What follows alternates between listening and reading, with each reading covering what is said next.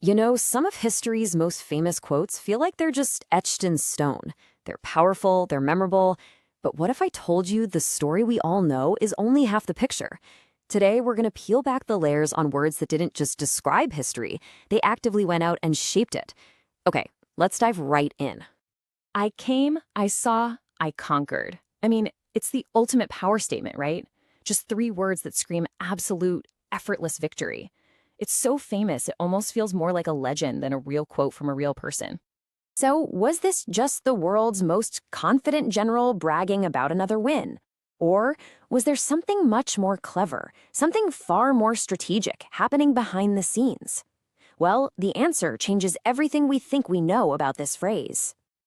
To really understand those three little words, we have to forget the simple story of a Roman conquest.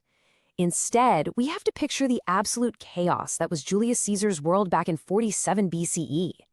He wasn't just fighting foreign kings, he was fighting for his political life against his own people. So, get this, Caesar's situation was really precarious. He's deep in a bloody civil war, and his attention is totally fixed on his Roman enemies. So, seeing this distraction, this foreign king, Pharnace II, he makes his move. He just grabs a piece of Roman territory.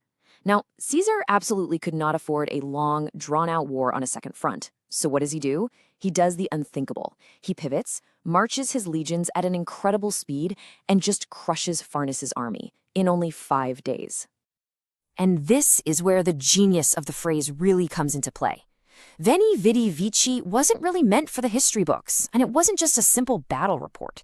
No, it was a brutally efficient message sent directly to his political rivals back in Rome. You have to think of it less like a diary entry and more like a press release. It was a brilliant piece of propaganda. The subtext, the message he was really sending to his rivals, was crystal clear.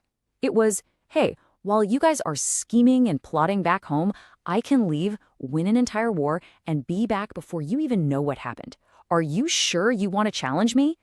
It was a threat, brilliantly disguised as a victory announcement. Now, let's fast forward 2 millennia. The technology is totally different, the empires have changed, but the power of a perfectly crafted message, well, that remains just as potent, especially in a situation that was much more modern and, frankly, much more desperate. We're now in the darkest days of World War II, and the weapon of choice isn't a Roman sword, but the English language itself, wielded by Prime Minister Winston Churchill. I mean, the context here is just terrifying. The British Army had just been rescued from the beaches of Dunkirk. Their main ally, France, was about to fall completely, and Hitler's war machine was poised right across the Channel. For all intents and purposes, Britain was alone and facing an imminent invasion. And in that moment of maximum peril, Churchill goes before Parliament and delivers these words. That repetition, the rhythm, the raw defiance, it's just electrifying to hear even now. But, just like Caesar's message, it was aimed at more than just one audience. You see, this speech was a masterclass in strategic communication. First, of course, the primary target was the British people, steeling them for the fight of their lives. Second, it was broadcast to occupied Europe, a clear promise that the light of resistance had not gone out.